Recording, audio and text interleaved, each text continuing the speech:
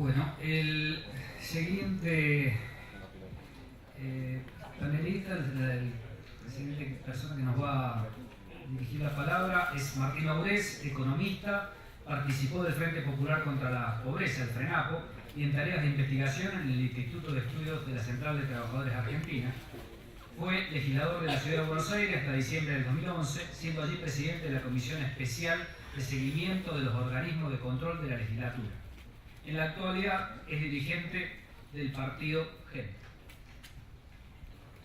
Buenas tardes, muchas gracias por la invitación y por la posibilidad del debate, porque creo que por lo que escuché en alguna comisión y por lo que seguramente escuché recién y lo que voy a escuchar luego, me parece que se va a establecer un piso de debate interesante. Yo voy a partir desde un lugar distinto desde el que inició su presentación Alejandro, con una definición compleja. La Argentina es, más allá de sus perversiones, más allá del surgimiento de oligarquías, mafias, sectores de concentración del poder, grupos que están con un pie en la legalidad y un pie en el narcotráfico, es y sigue siendo una economía capitalista. Y sigue siendo una sociedad capitalista. Y una sociedad capitalista tiene para con los cambios, el capitalismo a lo largo de su historia, un vector ordenador que es que el capitalismo no cambia si no se asusta.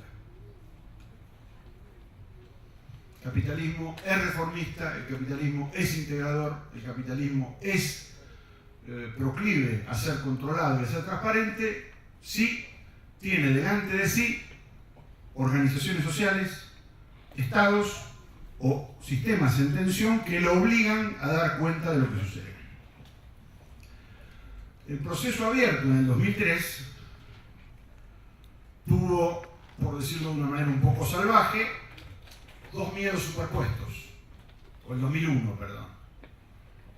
La sociedad llenando las calles y los bancos vaciándose. Ese ingrediente de calles llenas y bancos vacíos es letal para una organización capitalista de la sociedad. Y sobre ese miedo original se constituyó una variante que tendía a reconstituir elementos políticos con varios de los actores que habían precipitado la crisis. Y se diseñó desde la urgencia la emergencia de un modelo de intervención social que es lo que hoy llamamos kirchnerismo. Y que con una definición un poco más clásica uno podría decir que es el partido de la reorganización del orden en la Argentina, de un modelo estricto de orden, de un modelo específico de orden, no de un orden que atraviesa los tiempos, de un orden concreto, un orden que implica desigualdades, un orden que implica poner en tensión el sistema institucional, un orden que implica la fractura del Estado federal y la asociación del Estado con grupos por fuera de la lógica del escrutinio institucional y que asume como dato irlevantable la institución de una sociedad del desprecio para entre un cuarto y un tercio de la población argentina. Esto es el orden. Y junto con esto, también el desprecio, en una lógica de incremento del consumo privado y de sostener mediante el consumo la legalidad que evite que esta vez ya no las plazas, pero sí las avenidas se llenen de cacerolas y los dólares se vayan a otro país, la lógica de atar en una forma de extractivismo o de desarrollismo nuevo, asentado en la vulneración de la naturaleza y la expansión de las relaciones de producción a costa del futuro, una manera de organizar la construcción y distribución de excedentes. Ahora bien, esto es lo que nosotros vamos a heredar como sociedad.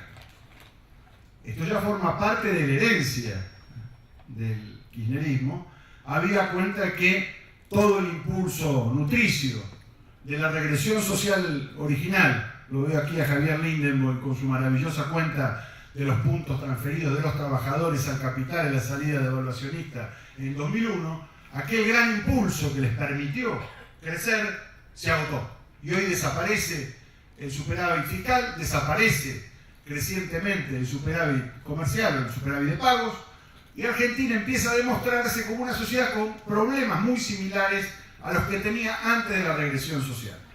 Y digo esto porque Argentina no es un país que ha resuelto los problemas de integración económica y social y política sobre la base de incrementar la sociabilidad colectiva, generar mayor productividad, integrar de mejor manera sectores sociales. Cada vez que ha tenido que salir de una crisis, lo ha hecho en el marco de una regresión social. Argentina no crece por productividad, Argentina crece por caída de salarios.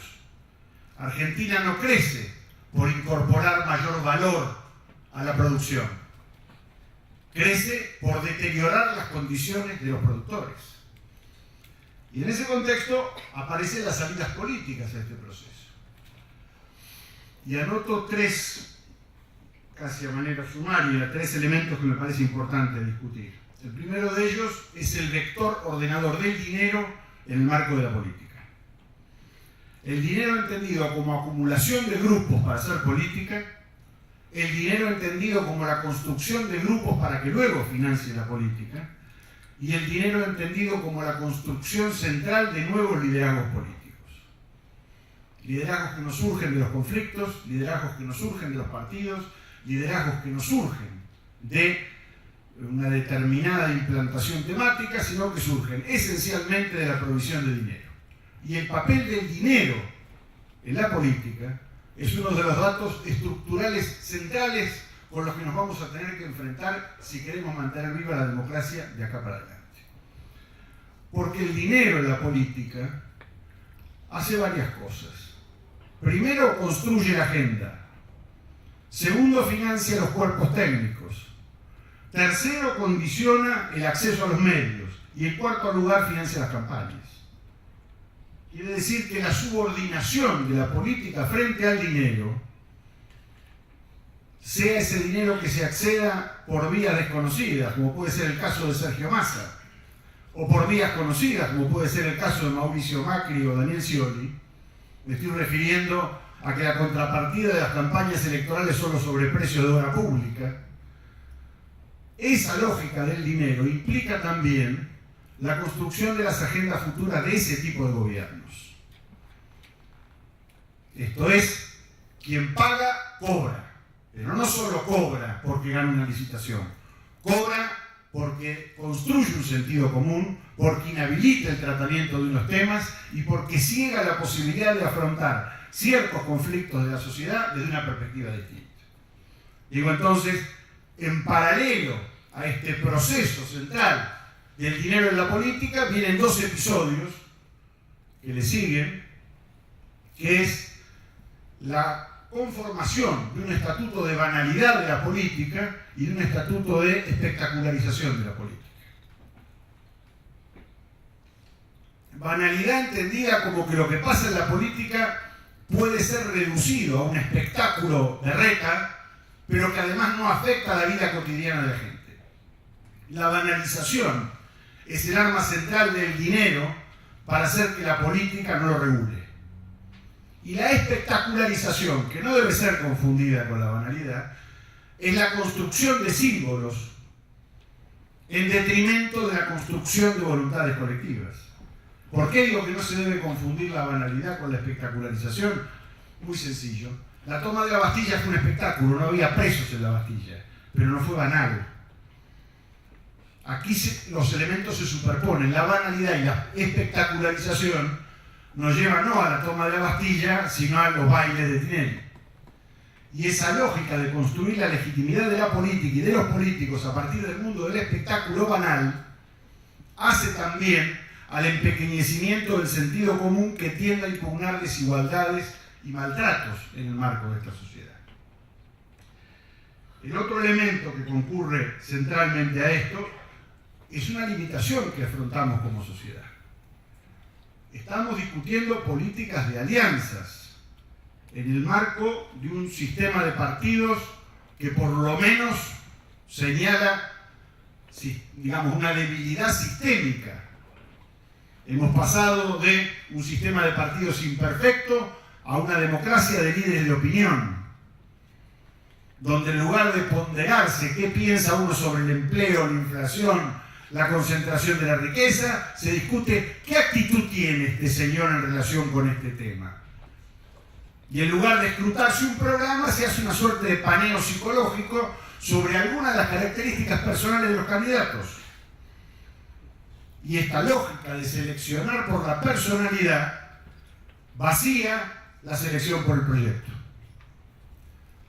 Y en esa línea entonces viene a cerrarse como si fuese un círculo de hierro, donde para aparecer hay que pactar con determinados poderes y para mantenerse hay que expresar determinadas características personales que conviertan a los liderazgos políticos en objetos de consumo masivo. Esto es una de las debilidades sistémicas que tiene nuestra democracia, porque todas las coaliciones políticas que nosotros vemos en América Latina y en el mundo son hijas o de un sistema de partidos funcionando o de modelos programáticos articulados. El desafío de construir coaliciones políticas con liderazgos de opinión es todavía un campo muy incierto en materia de la práctica de las políticas comparadas. Ahora bien, para terminar, si nosotros nos planteamos una construcción de una sociedad igualitaria, con salarios altos, con un gasto público robusto destinado a la infraestructura social, a redistribuir ingresos, con recursos que surjan de una estructura tributaria progresiva, con una lógica de intervención social que implique el respeto a la naturaleza, y si todo esto lo tenemos que hacer sin subordinar la construcción de una alianza política a la lógica del dinero, la política de alianza de una fuerza que se plantea una sociedad de esta naturaleza surge en lo inmediato. No puede ser materia de especulaciones de nombres, porque muy claramente, si yo tengo que desasociar la política del PUS, los negocios y el dinero, está claro que la herramienta política que como coalición tengo que ofrecerle a la sociedad, no pueden estar los príncipes del dinero en la política, pónganle ustedes el nombre propio que se les ocurra. Pero si además mi norte en términos estratégicos es la reducción de las desigualdades, no puedo estar apareciendo del brazo con aquellos que o bien fundan cotidianamente nuevos estatutos de desigualdades, o bien los reproducen, o bien los justifican. De manera que, y para terminar, o dejamos de creer en lo que creemos y nos olvidamos de aquello que nos pone en el sistema de valores en el cual nos reconocemos, o ajustamos nuestra política de alianzas a nuestros valores y en ese contexto dejaremos de especular más, pero seguramente podremos transformar mejor. Muchas gracias.